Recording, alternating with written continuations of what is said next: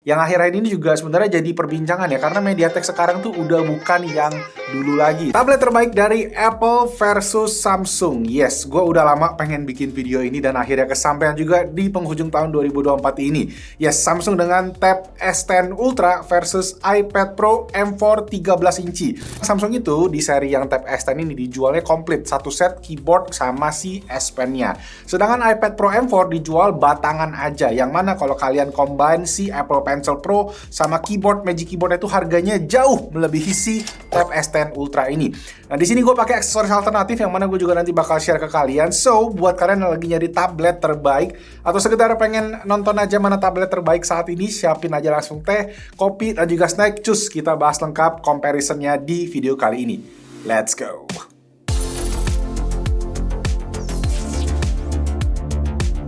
Oke, buat kalian lagi nyari tablet, gadget, smartphone ya, atau iPad sama Galaxy Tab, bisa langsung jakin di Blibli, karena di Blibli udah pasti 100% ori tanpa tipu-tipu. Ada program cicilan up to 24 bulan dengan bunga 0% plus opsi bebas biaya juga. Nah, Blibli sendiri merupakan authorized reseller dari produk-produk Apple, ada official store Samsung juga. Jadi kalau kalian beli sana, untuk Apple terutama ada ekstra asuransi 12 bulan yang bakalan bermanfaat banget buat penggunaan jangka panjang. Nah, cek link paling pertama di kolom deskripsi di bawah buat promo terbaru yang ada di Blibli.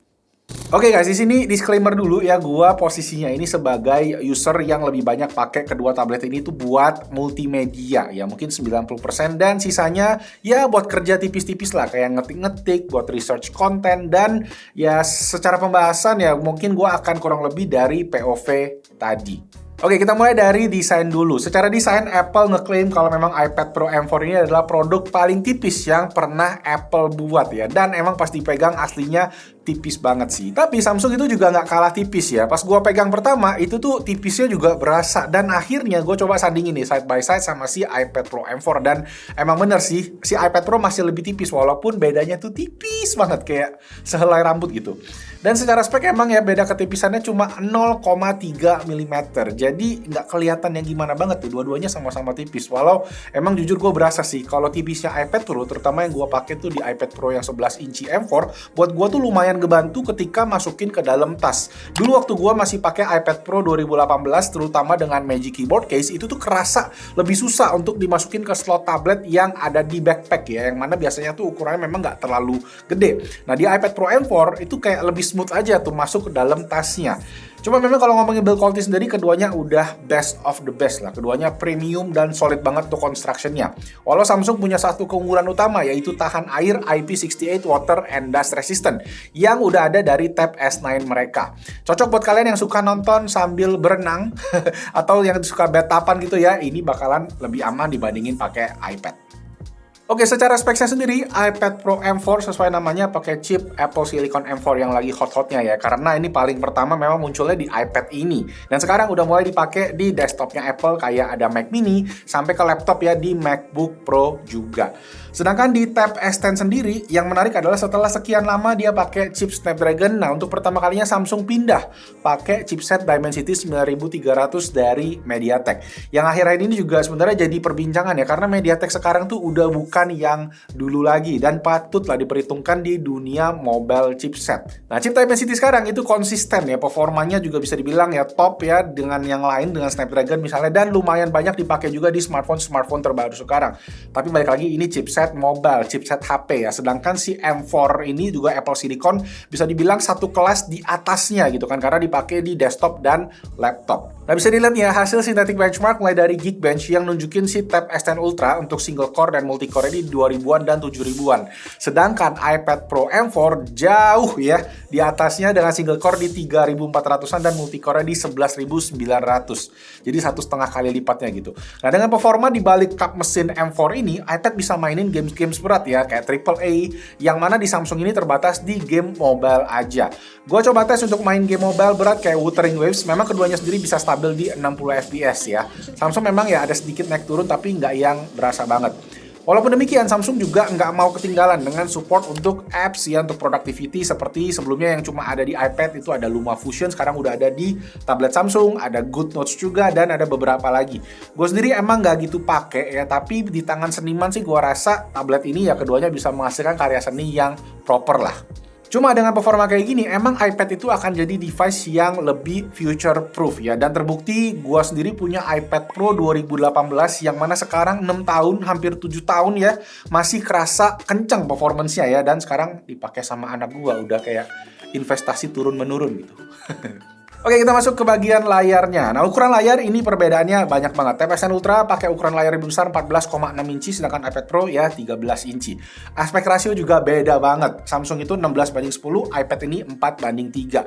Panelnya yang sama ya, itu sama-sama OLED atau Samsung bilangnya dia Dynamic AMOLED 2X, sedangkan Apple kan namanya adalah Tandem OLED. Awalnya gue pikir Apple bakal punya layar yang lebih superior karena Tandem OLED tadi kan pakai 2 layer OLED. Tapi ternyata setelah gue bandingin side by side, pakai mata telanjang di real life gini ya, gua nggak berasa perbedaan yang signifikan.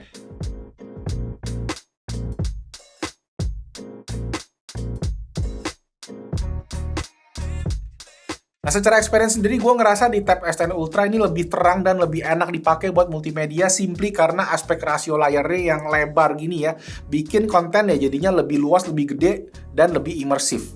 Cuma ada satu hal subjektif yang gua rasa penting, yaitu di iPad Pro ini masih lebih oke untuk dipakai sambil dipegang dibandingin sama Tab S10 Ultra yang kerasanya udah terlalu gede dan udah kayak laptop gitu ya. Jadi better untuk ditaruh di meja. Nah, buat speaker sendiri menurut gua sih beda tipis ya, tapi di sini Samsung kerasa sedikit lebih oke lah dengan volume yang lebih kenceng, terus bassnya juga kayak kerasa lebih nendang dibandingin iPad. Yang mana iPad Pro M4 ini kan karena desainnya lebih tipis, modul speakernya juga diganti yang kalau di compare sama iPad Pro sebelumnya itu kayaknya sedikit kurang nendang gitu.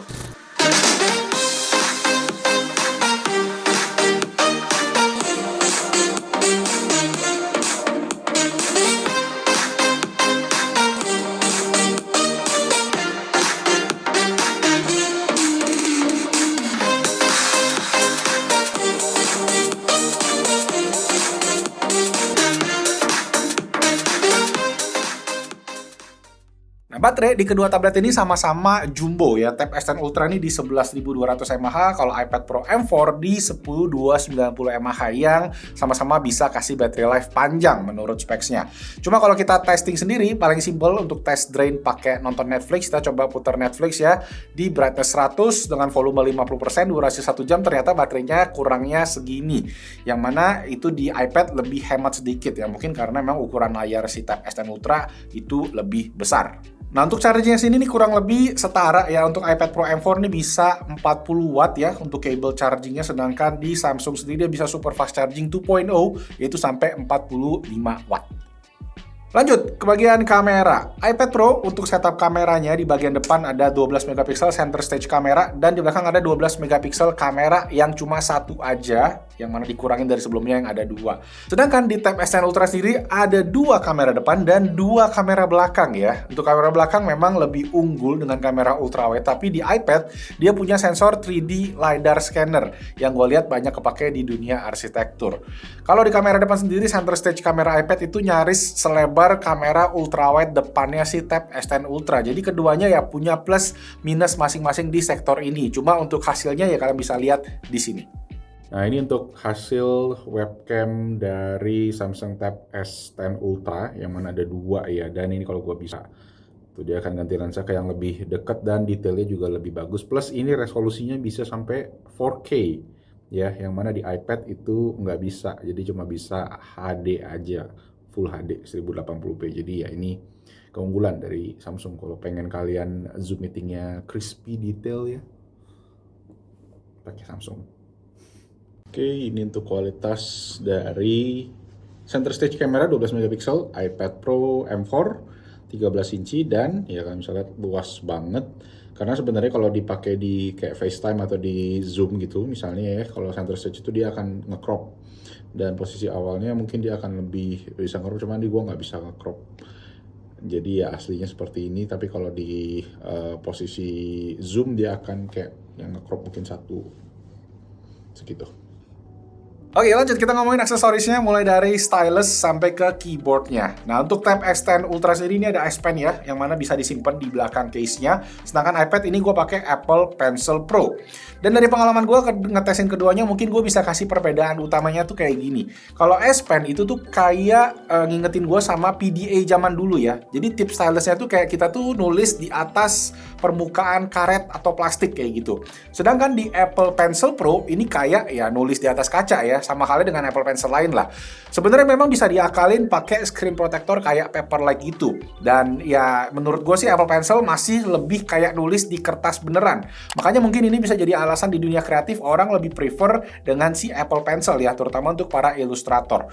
Cuma kalau ngomongin fitur sendiri, keduanya punya approach yang berbeda. Apple Pencil Pro ya punya fitur yang emang terfokus untuk art creating, misalnya dengan squeeze ya, untuk switch tools, dan ada roll untuk mengganti orientasi angle-nya. Sedangkan S Pen ini masih kurang lebih sama dengan sebelum-sebelumnya ya. Yang paling highlight menurut gue itu adalah bisa air gesture untuk kayak bisa ganti-ganti mode-mode kamera, next rewind lagu, dan bisa jadi shutter untuk ngejepret. Keduanya udah bisa nempel di samping tablet dengan magnet. Cuma Samsung sendiri punya tempat khusus ya di bagian belakang untuk nyimpen si S Pen ya, biar lebih aman dan gak gampang jatuh. Walau ini bikin tabletnya jadi agak bulky di bagian belakangnya. Nah, kalau iPad sendiri, keyboardnya ini gue lagi pakai namanya Logitech Combo Touch yang versi iPad Pro M4. Dan secara desain ini menurut gue lebih ringan dan lebih reasonable harganya dibandingin sama Magic keyboardnya iPad atau Apple aslinya ya. Dan kebetulan secara desain juga ini mirip sama keyboard bawaan dari si Tab S10 Ultra. Nah, secara perbedaan sendiri menurut gua utamanya ada di trackpad ya, yang mana trackpadnya si Apple itu memang karena dia certified ya, si Logitech ini dia tuh punya akurasi yang lebih oke dibandingin di Samsung. Mungkin mirip kayak ngebandingin trackpad MacBook sama trackpad Windows punya laptop gitu ya. Nah, untuk typing experience sendiri menurut gua sama-sama oke, cuma Samsung agak sedikit tipis typing distance-nya. Dan satu yang gua nggak suka adalah keyboard ini tuh gua nggak bisa puter balik. Kayak di Logitech ini gua tuh bisa, kalau gua mau nonton kayak tablet mode doang, gua bisa balik. Terus gue nontonnya kayak gini, gitu guys. Yang mana kalau di Samsung ini nggak bisa dibalik gitu. Magnetnya nggak mau nempel gitu, jadi harus dicopot total kalau kalian nggak mau pakai keyboardnya. Dan kalau pakai keyboardnya ya butuh space yang lumayan gede. Poin berikutnya kita ngebahasin fitur, terutama di OS masing-masing. iPad OS sekarang udah di versi 18, yang mana ya kurang lebih sama dengan iOS 18 ya. Bisa taruh aplikasi bebas di home screen ya, kalau kalian lihat ini ada bolong-bolong sedikit kan. Terus bisa ada fitur yang kemarin lumayan menggemparkan, yaitu Math Notes, yang bisa ngitung-ngitung dengan kita nulis langsung. Dan pastinya ya di situ termasuk dari Apple Intelligence, yang sebenarnya sampai saat ini masih belum semua fiturnya rilis ke pengguna.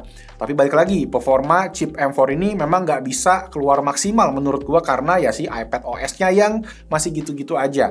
Cuma memang kita nggak tahu ya ke depannya seperti apa. Mungkin Apple ada rencana tersendiri buat iPad. macOS masuk ke iPad. Sedangkan Samsung sendiri ya punya DeX Mode yang cukup ngasih fleksibilitas biar OS-nya tuh kerasa kayak desktop. Gue tahu banyak orang yang kerja pakai mode DeX di sini, dan gue sendiri jujur ya gue kurang begitu suka dan gue lebih prefer di mode tablet biasa aja.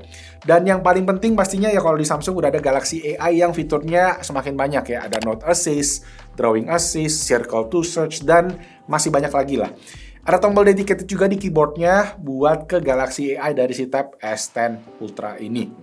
Cuma kalau ngomongin AI sendiri, gua akhirnya iseng juga tes ada Geekbench AI, dan hasilnya kalian bisa lihat nih ya. Kemampuan chip M4 di iPad Pro dengan 16 core neural engine-nya dan juga Dimensity 9400 di Tab S10 Ultra ini. Angkanya semuanya pasti lebih bagus di chip M4, tapi ada bahkan yang sampai 4 kali lipat perbedaan skornya. Cuma ya artinya apa, masih balik lagi tergantung ke penggunaan AI, yang mana buat kehidupan kita sehari-hari kayaknya masih belum terlalu signifikan ya secara efeknya.